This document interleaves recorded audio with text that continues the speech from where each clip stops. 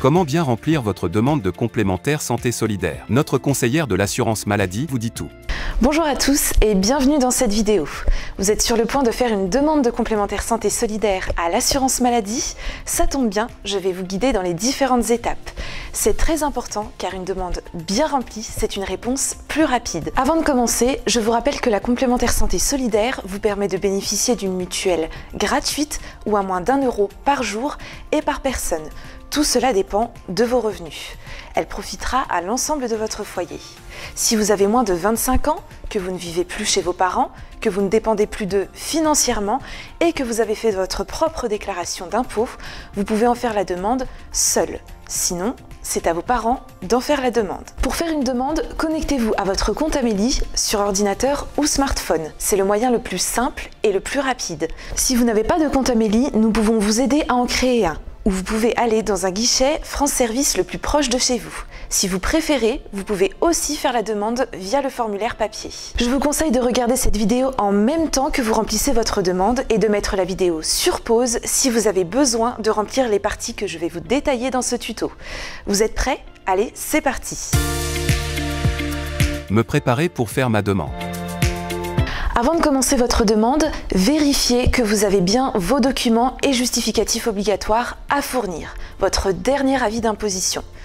Toutes les pages sont nécessaires. Vous pouvez l'enregistrer depuis le site des impôts ou bien le scanner. Pour rappel, si vous ne payez pas d'impôts, vous devez faire la déclaration. Si vous n'en avez pas, vous pouvez faire une déclaration tardive auprès des impôts, prendre un rendez-vous avec votre CPAM pour chercher une solution ensemble, car sans avis d'impôt, vous ne pouvez pas faire votre demande en ligne. Si vous êtes encore déclaré sur celle de vos parents, c'est alors à eux de faire la demande de complémentaire santé solidaire. Si vous disposez de biens immobiliers non loués ou d'un terrain bâti ou non bâti, autre que votre résidence principale, il faudra joindre vos avis de taxes foncières et ou de taxes locales d'habitation. Si vous avez déclaré des revenus à l'étranger, il faudra joindre votre justificatif de situation fiscale et sociale du ou des pays concernés. Il vous faudra ces documents en format électronique. Je vous conseille de les télécharger sur votre ordinateur ou smartphone. Si vous faites votre demande papier, photocopiez-les ou imprimez-les. Munissez-vous également de votre numéro allocataire CAF et des numéros de sécurité sociale de tous les membres de votre foyer. Pour vos enfants mineurs, vous pouvez retrouver ce numéro en éditant une attestation de carte vitale depuis votre compte Amélie. Ensuite, je vous conseille de vous installer confortablement sur un bureau et d'être au calme. Au total, il vous faudra environ 10 minutes. Pour faire une demande en ligne, rendez-vous sur votre compte Amélie depuis votre ordinateur ou smartphone. Rubrique Mes démarches, faire une demande de complémentaire santé solidaire, puis cliquez sur Je démarre ma demande. Partie 1. Ma situation actuelle. D'abord, quelques précisions sur votre situation actuelle.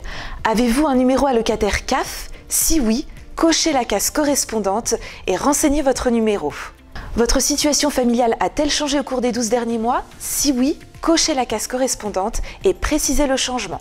Marié, pacsé, séparé, divorcé, veuf. Quelle est votre nationalité? Choisissez dans le menu déroulant. Cliquez sur Suivant. Partie 2. La composition de mon foyer. Vous devez mentionner toutes les personnes composant votre foyer, même si elles ne veulent ou ne peuvent pas bénéficier de la complémentaire santé solidaire.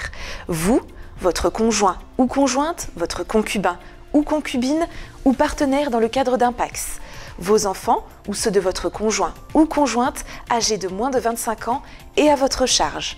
Sur l'application, vos enfants sont proposés automatiquement. Mais s'ils ne vivent plus dans votre foyer, vous pouvez les supprimer en cliquant sur la croix à côté de leur prénom. Nous vous rappelons que vous ne devez faire qu'une seule demande par foyer. C'est donc très important d'avoir ces informations. Vous pourrez ajouter d'autres personnes à votre foyer à l'étape suivante, comme par exemple les enfants de votre conjoint ou conjointe à votre charge. Pour chaque personne ajoutée, vous devez renseigner toutes les informations demandées, telles que le prénom, le nom, la date de naissance et le numéro de sécurité sociale. Si cette personne est inscrite à la CAF, vous pouvez également remplir son numéro allocataire. Validez pour accéder à l'étape suivante. Partie 3.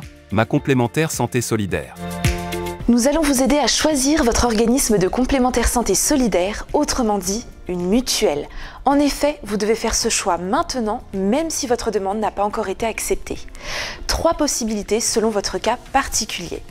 Vous avez une mutuelle et elle fait partie du dispositif, vous la conservez pour 1 an. Vous avez une mutuelle, mais elle ne fait pas partie du dispositif, vous sélectionnez une nouvelle mutuelle parmi les propositions. Vous pouvez trier par nom, par ville ou par numéro de département pour en trouver une. En cas d'accord, vous n'aurez plus qu'à résilier votre mutuelle actuelle. Vous n'avez pas de mutuelle, vous devez également en choisir une parmi les propositions. Vous pouvez aussi choisir la mutuelle de votre caisse d'assurance maladie. Quel que soit votre choix, les garanties offertes sont les mêmes. Si vous faites votre demande papier, vous pouvez consulter la liste des mutuelles du dispositif sur www.complémentaire-santé-solidaire.gouv.fr. Votre choix est fait? Passons à l'étape suivante. Partie 4. Les ressources de mon foyer.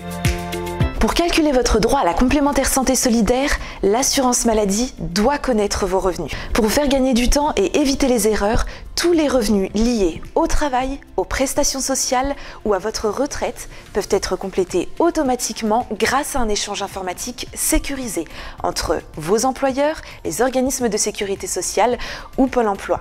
Je vous conseille donc de cocher la case « J'autorise l'accès aux ressources collectées » auprès des organismes qui les détiennent et accepter qu'elles soient utilisées pour l'étude de ma demande. Si vous voulez connaître les montants que nous allons récupérer, vous pouvez les vérifier sur www.mesdroitssociaux.gouv.fr. Pour tous les autres revenus, comme les pensions alimentaires versées ou perçues, les dons familiaux ou encore les travailleurs indépendants, cela ne peut pas être rempli automatiquement. Vous devez donc les remplir. Cliquez sur « Je déclare les autres ressources de mon foyer ». Vos autres ressources doivent être déclarées, comme les pensions alimentaires versées ou perçues, les dons familiaux ou encore les gains au jeu. Vous devez les déclarer également pour chaque membre de votre foyer. Pour cela, sélectionnez la personne concernée, le type de revenu et inscrivez le montant correspondant. Si vous n'êtes pas concerné, cochez la case « Mon foyer n'a perçu aucune de ses sources de revenus ». Validez pour passer à l'étape suivante. Cas particulier, vous ou un membre de votre foyer est indépendant, vous devez déclarer vous-même vos ressources. Comment savoir quoi déclarer? Si vous avez déjà déclaré des revenus au titre de cette activité, ceux-ci seront pris en compte selon votre dernier avis de situation déclarative ou avis d'imposition connu. Si vous débutez votre activité et que vous n'avez pas encore déclaré de revenus d'activité, indiquez le montant du chiffre d'affaires hors taxe des 4 trimestres civils précédant votre demande. Pour les gérants de société, indiquez selon votre situation soit le montant de la rémunération perçue au cours des 12 derniers mois civils précédant l'avant-dernier mois de la demande, soit de M-13 à M-2, soit la part de bénéfice correspondante sur la même période.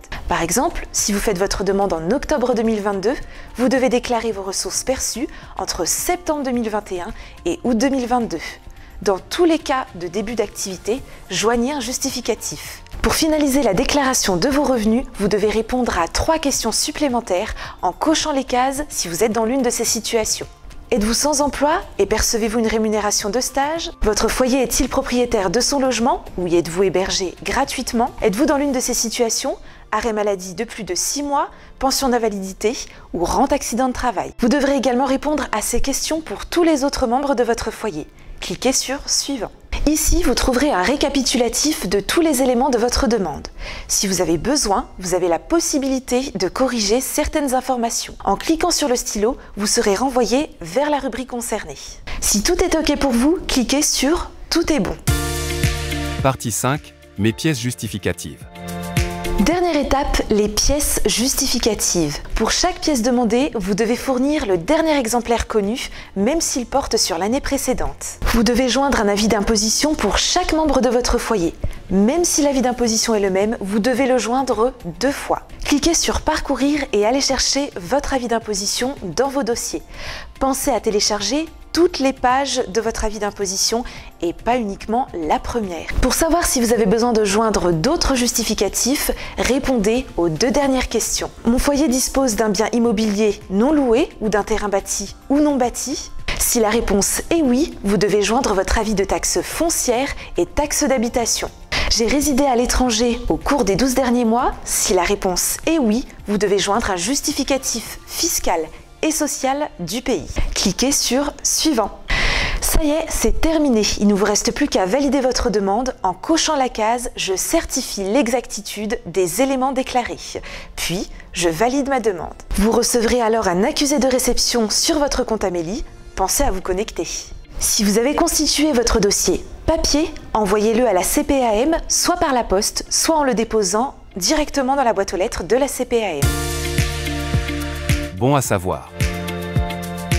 Mon conseil, si vous êtes perdu pour remplir votre demande de complémentaire santé solidaire, n'hésitez pas à prendre un rendez-vous avec un conseiller de l'assurance maladie. Vous pouvez également demander de l'aide à une assistante sociale ou à une association. Vous avez envoyé une demande et vous souhaitez corriger une erreur, c'est possible. Tout le monde peut se tromper. Si vous vous apercevez que vous avez fait une erreur sur un chiffre ou un document, sachez que vous bénéficiez du droit à l'erreur. Vous pouvez contacter l'assurance maladie pour la prévenir. Et après? Pour connaître les délais de traitement de votre dossier, rendez-vous sur votre compte Amélie, rubrique « Délais de traitement de ma caisse » et sélectionnez la thématique « Complémentaire santé solidaire ». Vous recevrez une notification sur votre compte Amélie, si vous en avez un, même si vous avez fait une demande papier. 3 possibilités. Un accord pour une complémentaire santé solidaire gratuite, un accord pour une complémentaire santé solidaire payante, un refus, mais vous pourrez refaire une nouvelle demande en cas de changement de revenu. Merci d'avoir suivi ce tuto pour bien remplir votre demande de complémentaire santé solidaire.